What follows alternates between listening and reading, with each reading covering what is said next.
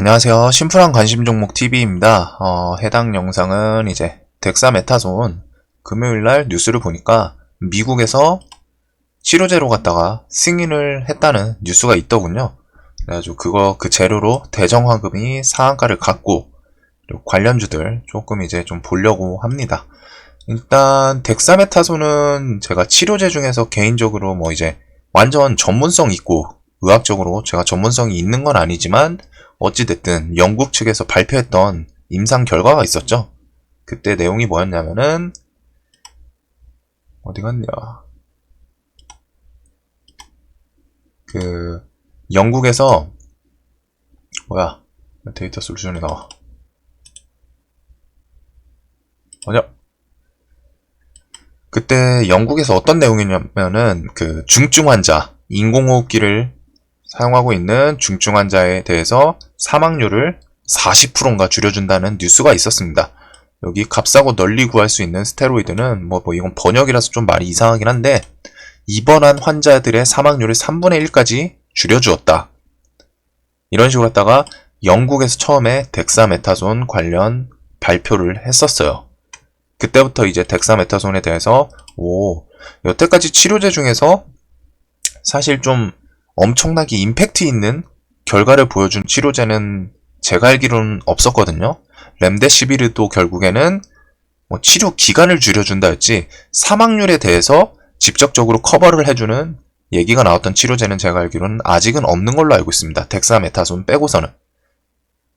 왜 사망률이 중요하냐고 제가 보면은 질병에 대해서, 이 코로나에 대해서 두려운 게, 어떤 질병에 대해서 기본적으로 암이든 뭐든 가장 두려운 거는 걸렸을 때 내가 얼마나 피해를 입고 혹은 사망까지 이르느냐. 사람은 기본적으로 살고 싶어 하죠. 그런 본능에 대한 공포감, 내가 죽을 수도 있겠구나, 저 병에 걸리면은. 혹은 저 병에 걸리면은 뭐 반신불구가 되겠구나. 이 정도의 공포감이 질병의 크기, 그런 거를 좀 작용한다고 보는데, 말 그대로 코로나 같은 경우에는 사망까지 갈 수 있는 질병이죠. 바이러스성인데, 그래서 그 사망률을 줄여준다. 어찌됐든 사망률을 크게 낮춰준다. 이거는 약효과에 대해서 뭐 아직 임상이 엄청 제대로 깊게 개발 연구가 돼가지고 발표된 건 아니지만, 여태까지 나온 치료제 중에 사망률을 낮춰준다. 혹은 사망률을 크게 낮춰준다 라는 치료제에 대한 발표는 없었어요. 세계에서 뭐 다 보고 있는 백신은 좀 치료제랑은 다른 개념이죠. 어찌됐든 예방이니까. 그래서 치료제에서는 뭐 레보비르든 뭐 아니면은 렘데시비르든 뭐 피라맥스든 사망률을 크게 낮춰준다 라는 치료제는 없었던 게 핵심이고, 그에 따라서 덱사메타손은 일단 영국에서 발표를 했었죠. 사망률을 크게 낮춘다. 그래서 저는 덱사메타손을 중간중간 조금 제로 관련해서는 얘네가 어찌됐든 사망률을 줄여주는 거에 대해서는 좋아 보인다 라고 말씀을 드렸던 재료인데, 자, 여기서 볼 포인트가 금요일날, 왜냐면은 일단 신풍제약이 내려가면서 신일제약도 조금 박았었죠. 이런 식으로 하락을. 그리고서 이놈 금요일날, 목요일날 차트 좀 좋아 보인다고 말씀드렸는데 20%를 뽑아주긴 했었네요. 자, 일단 덱사메타손 원래 올랐던 애들은 기본적으로 덱사메타손을 판매하는 애들이었습니다. 거기서 대장이 신일제약이었고, 신일제약 같은 경우에는 2차 파동까지 나온 애예요.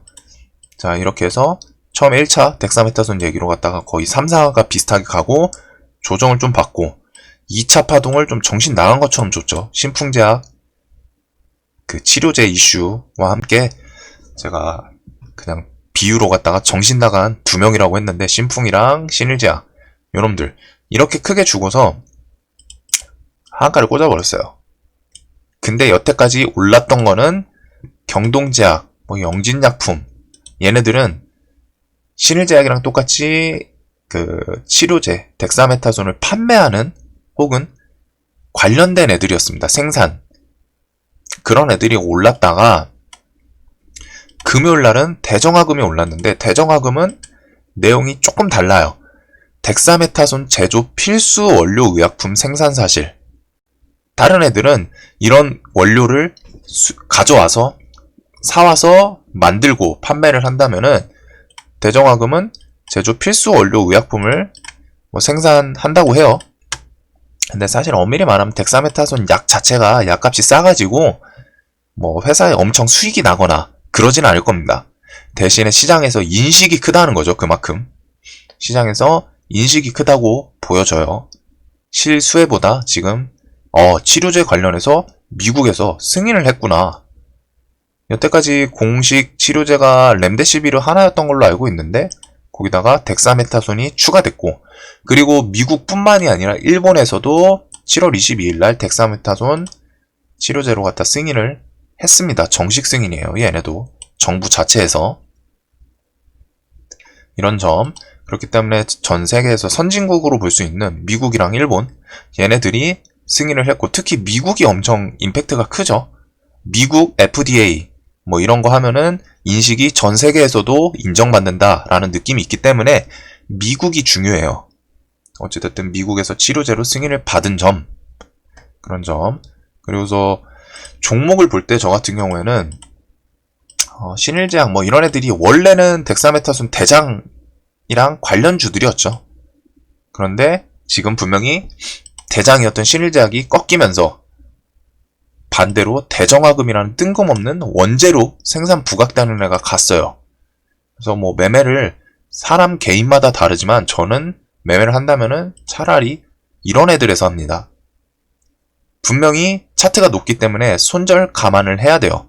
리스크는 분명히 있지만 최근 장세의 흐름상 가던 놈이 더 잘 가고, 어찌됐든 금요일날 미국에서 승인 이슈로 갔다가 이놈이 상한가를 갔기 때문에 저는 이놈을 조정해서 매매를 하든, 근데 상한가 너무 세게 닫아가지고 이거는 갭이 좀 크게 뜨겠네요.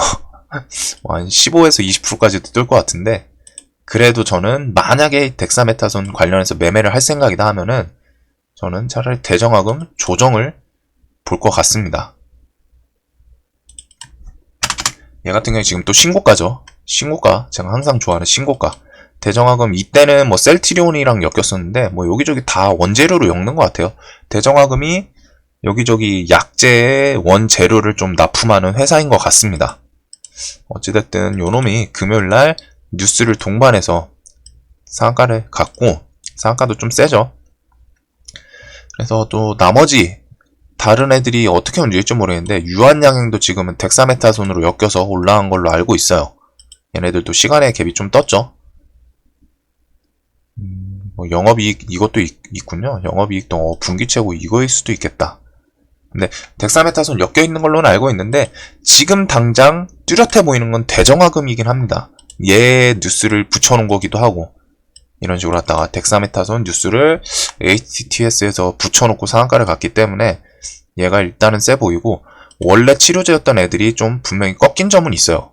하지만 이런 이슈로 갖다가 또 미국에서 쓴다 하는 이슈로 갖다가 얘네가 또 다시 움직일 가능성도 존재는 합니다. 네, 보시면은 차트는 좀 근접하기는 조금 부담스럽긴 하네요. 네, 대금도 좀 터졌고, 그래도 어찌됐든 덱사메타손 관련해서 재료가 있기 때문에 뭐 볼 수는 있을 것 같아요. 그리고서 뭐 어떻게 매매를 하냐에 따라 다르지만 이 관련주들은 일단 모아두시는 게 중요합니다. 항상 뭐가 움직일지 몰라요. 뭐가 움직일지 모르기 때문에 월요일 장이 열려봐야 알죠. 대정화금만 그냥 미친듯이 가는 장세가 나올 수도 있고, 나머지 애들이 안 따라갈 수도 있어요. 얘만 가고, 반대로 갔다가 대정화금이 세게 움직이는데 여기 밑에서 갑자기 이등주로 누군가 뭐 VI 걸고 따라가고 5%, 7%, 8% 상승하고, 그런 애들에서도 당일 단타라던가 혹은 매매를 좀 이어갈 수 있기 때문에 지금 뭐 월요일 장이 열려봐야 알지만 그 전까지 내가 덱사메타손 관련해서 매매를 일단 좀 재료 측면에서 괜찮아 보이는데, 미국에서 치료제로 승인을 했다고? 미국에서 치료제 승인 받은 게 몇 개 없는데 추가가 됐다. 거기다 일본에서도 정식으로 추가를 했다.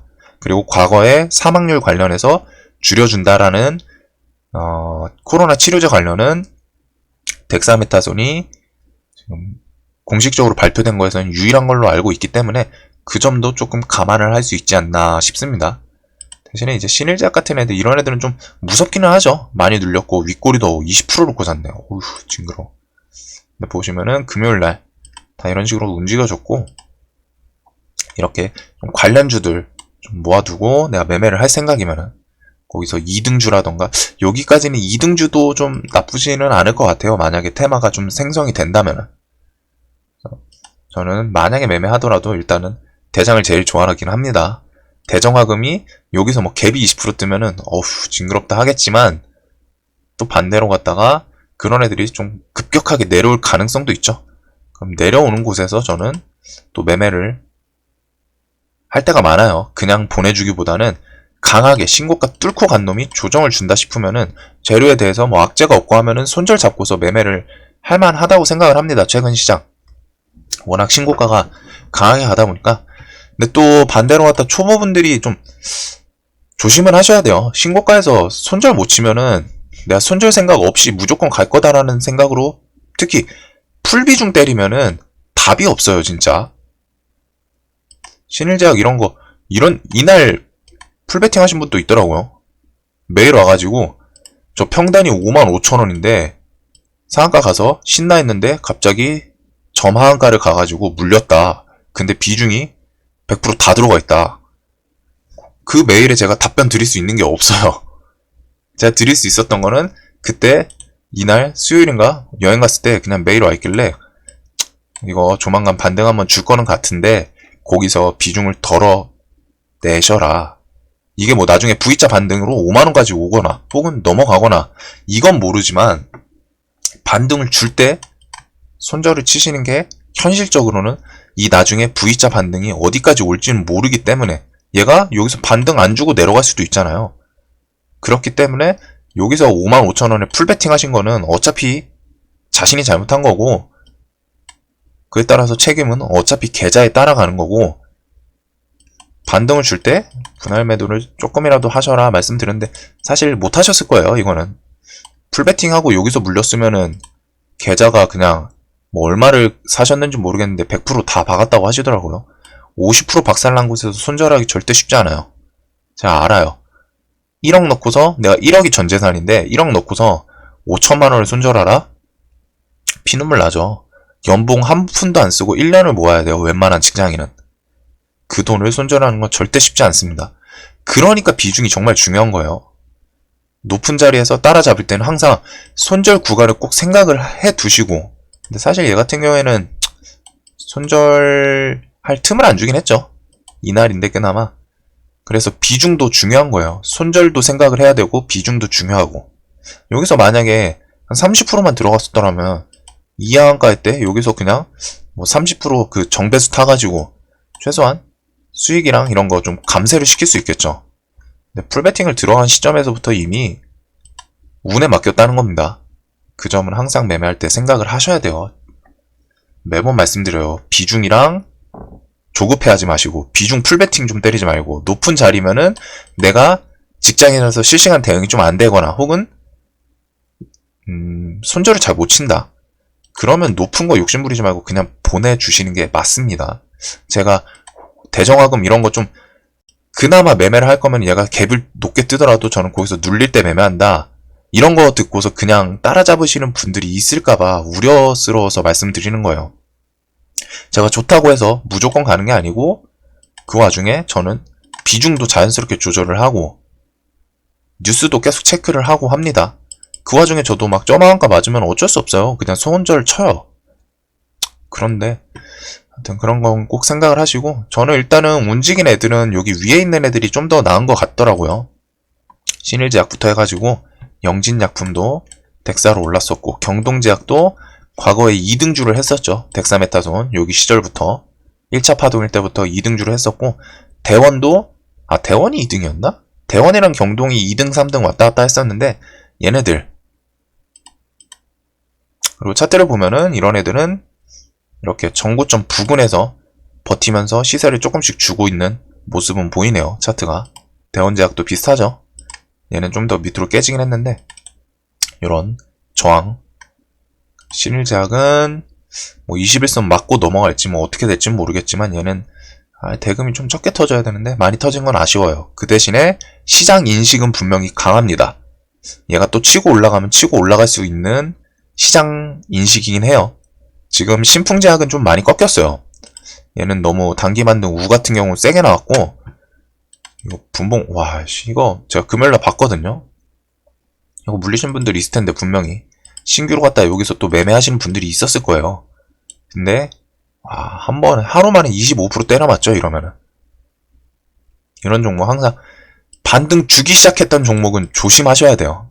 반등 주기 시작한 종목이랑 고점 지금 높아 보이는 종목들은 진짜 조심해야 됩니다. 특히 신풍제약 같은 경우에는 이게 패턴인데, 이날, 자, 이것도 패턴으로 볼 수 있어요. 과거에 막판에 몇 분만에 이렇게 꽂아버렸었죠. 한번 이런 모습을 보여준 애는 또 이런 식으로 하다 또 보여줄 때가 많습니다. 종목들마다 다른데, 제가 종목에서 매일 볼 때 분봉 패턴 혹은 일봉 패턴 중간중간 설명드릴 때가 있어요. 이 종목은 과거에 좀 움직임이 한 번에 오르고 15분 만에 막 10% 빼고 이런다. 그래서 이런 애들 분봉 패턴 좀 조심하셔야 된다 말씀드리는 종목들이 있는데, 이 종목 같은 경우 이날 이렇게 3분 5분 만에 30% 밀었던 종목이죠. 그러니까 여기서 또 비슷한 모습이 나온 거예요. 이거의 원인은 사실 원리 자체는 모릅니다. 뭐 해당 종목의 세력이 이렇게 더럽게 놓은 거라서 나중에도 한 번씩 이런 식으로 갖다 꽂는다 생각은 되는데, 그거는 사실 모르는 일이고, 어찌됐든 분봉 패턴은 한 번 보여준 모습은 그 종목에서 나중에도 또 보여줄 때가 있어요. 이런 거는 꼭 기억을 해두세요. 이런 종목은 조심하셔야 돼요. 한 번 더러운 모습, 이런 역겨운 모습 한 번 보여주면은 나중에도 이 종목이 비슷한 패턴으로 또 보여줄 때가 많습니다. 다른 종목들도 그래요. 이런 거 한번 보여주면은 그 다음엔 좀 조심하셔야 된다.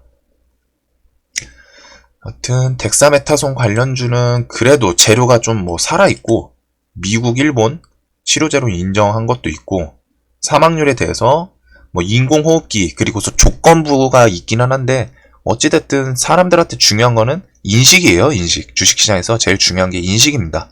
인식. 그래가지고 어찌됐든 사망률을 줄여준다라는 뉴스도 있기 때문에 이거 관련주들은 조금 보기는 할 것 같습니다. 하여튼 영상 도움 되셨다면 구독과 좋아요 꼭 좀 부탁드리고, 치료제 애들은 좀 봐야 돼요. 얘네들이 돈이 살짝 빠져가지고 다른 곳으로 갈 수도 있는 흐름이긴 한데, 일단 좀 봐야 될 것 같습니다. 지금 큰 재료들이 많죠. 시장에 무역전쟁이랑 반일 테마 눈앞에 있고, 그 다음에 치료제 애들도 쉽게 죽지는 않아요. 동화약품 같은 애들 보면은 쉽게 죽지는 않는데, 그렇다고 또 진단키트도 지금 한 축을 차지하고 엄청 크게 올라가고 있고, 각자 오르고 있는데, 진단키트는 그나마 실적이 베이스돼서 올라가고 있는 상태이긴 합니다. 얘네들은 실적 베이스예요. 근데 나머지 치료제 애들은 분명히 실적은 나온 게 없어요. 나온 게 없고, 그 결과가 좋게 나온 것도 없습니다. 지금 치료제들은 다 기대감으로 오르고 내리고 있다는 점, 그 점은 꼭 인지를 하셔야 됩니다. 영상 봐주셔서 감사합니다.